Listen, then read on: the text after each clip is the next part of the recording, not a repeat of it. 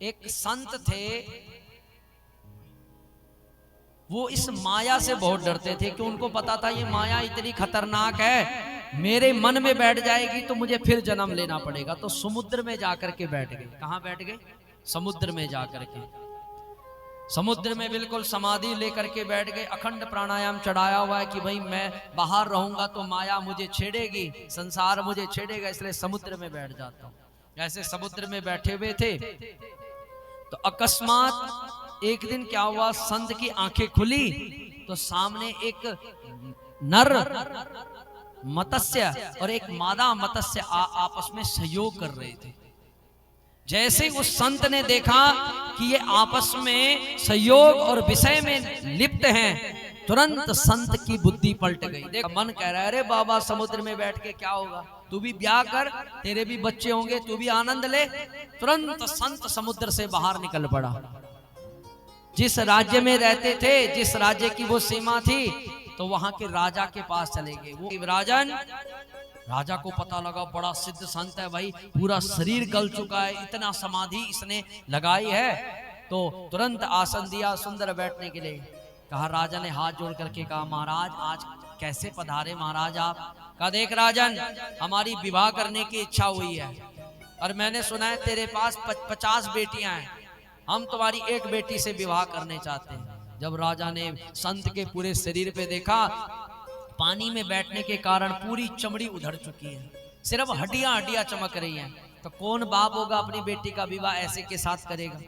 अब राजा बड़ा चिंतित, मना करता हूं तो श्राप देते हैं, यदि हाँ बोलता हूं तो मेरी बेटी मुझे श्राप दे देगी।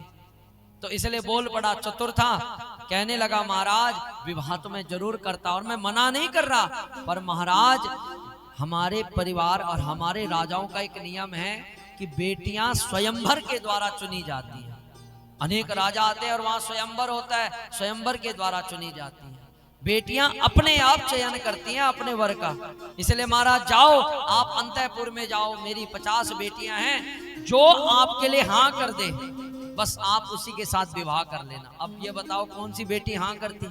किसी ने तो हाँ करना नहीं था, राजा को लग रहा था।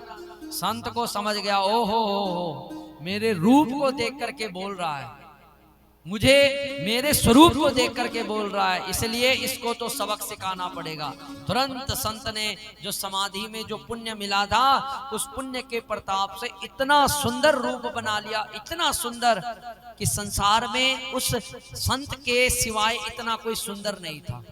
तुरंत जैसे अंतःपुर में गए तो जैसे ही जितनी राजकुमारियां थी, जितनी राजकुमारियों ने संत को देखा, सारी राजकुमारियों ने संत के साथ विवाह करने का निश्चय कर लिया। कहाँ तो राजा को लगा कि एक भी हाँ नहीं करेगी, पर 50 राजकुमारियों ने संत के साथ विवाह कर दिया।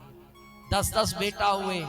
जब पूरी जनसंख्या इकट्ठी हो गई तो एक दिन संत आंखें बंद करके बैठ रहा था, बैठे हुए थे, अकस्मात ऊर्ध्व ज्वर उनको लगा, बुखार आया। तो संत को लगा भैया ये बुढ़ापे का लक्षण है। तुरंत बुद्धि में आया, अरे बेटा राजन, कहाँ तू माया से बचने के लिए समुद्र में बैठा था, पर उस मत्स्य और उस मछली के संयोग ने तुझे ऐसे माया में लिपटाया कि आज इन बच्चों के मलमूत्र में ही तू घुसा हुआ है। संसार में सुख नहीं है, इसलिए श्रोतव्य कीर्तितव्य स्मर्तव्य छेच्छता भया। इसलिए राजा परीक्षित सबसे पहले भगवान के चरित्रों को सुनो, सुनने के बाद उसके कीर्ति का बखान करो। पहले अपने आप भी डूबो और फिर दूसरे को भी डुबाओ। क्या